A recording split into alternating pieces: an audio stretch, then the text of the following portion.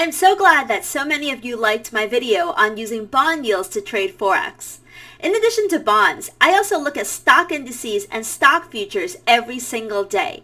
Like yields, stock futures can be a powerful predictor of currency movements, particularly on a day trading basis.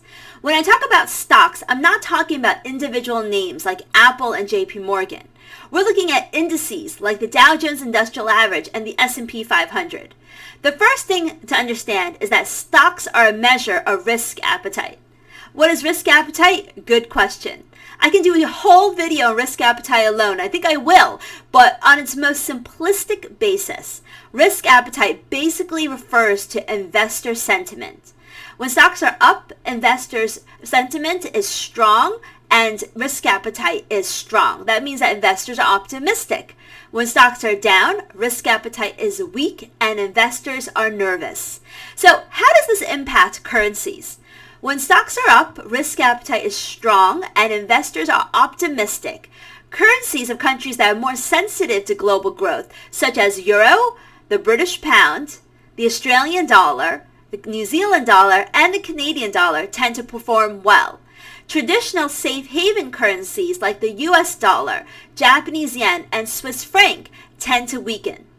If stocks are down and risk appetite is weak, which means that investors are nervous, the US dollar, Japanese yen, and Swiss franc tend to outperform, while Euro, sterling, the Australian dollar, and other growth currencies weaken. On a long-term basis, you can actually see this close correlation between the Dow Jones Industrial Average and dollar yen on the charts. In this daily chart, the orange line is the Dow. The candlesticks are dollar yen, and you can see that there's a very strong correlation between dollar yen and the Dow Jones Industrial Average on the daily chart.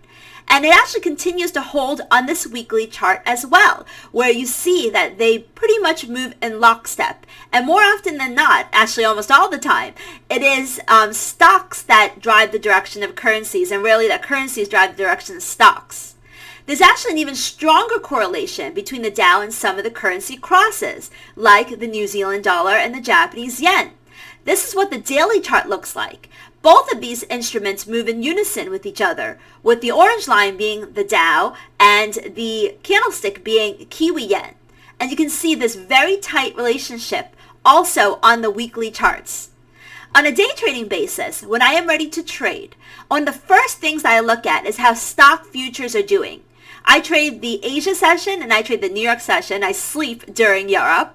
But when I start my day, if Dow futures are up in a meaningful way, I'll be only looking for opportunities to buy the Swiss franc and Japanese yen crosses, for example, and to pass on trades that tell me to sell the Japanese yen and Swiss franc crosses. If Dow futures are down in a meaningful way, I'll be only looking for opportunities to sell, which means that in this scenario, specifically, I'll be looking to buy the dollar, the Japanese yen, and the Swiss franc against some of the growth currencies. This chart shows the 1-hour price action of Euro and the Japanese yen against Dow futures. And you can see that, like the longer term charts we looked at, there's a very strong correlation between these two instruments. So if we shift over to my zip chart, if stock futures are moving up, it increases the accuracy of Euro-Yen zip buy signals. I use stock and bond futures to help achieve our 100 pip a week target at BK, which we've done 10 out of the last 11 weeks. We actually only had one losing week that was less than 100 pips. And all of this was achieved by filtering the zip signals with stock and bond futures, among other things. This past week, we made 100 pips before non-farm payrolls on Friday and closed up shop early before the big event risk. Steady and consistent gains Monday to Wednesday in New York and the Asia trading session is how we get things done. So how do you follow stock and stock futures? Let's take a look at TradingView. TradingView is a free charting package, and the first thing to do is to create a quote board. So over here you go to create new list. You can put markets or name it whatever you want, and then to add the stock futures, which is the one you want to watch when the U.S. equity market is closed. So for example, we can type in the Dow futures, and you can use the YM, and you want to use the first contract. I would also put in the Dow Jones Industrial Average. So we're going to bring in this one, which is sufficient, and that will give you where the markets are.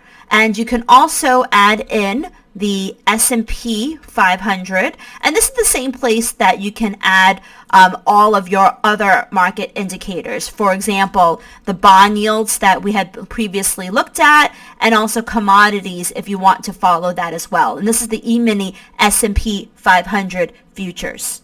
So that's how you would do it in terms of putting it on TradingView, which is a free package, and keeping track of where stock and stock futures are. If you have any more questions about stocks, Forex, or fundamentals, feel free to comment on this video or tweet at me, and maybe you'll inspire me to do another video. Now, to trade with me every day and learn how to use Zip, go to bkforex.com.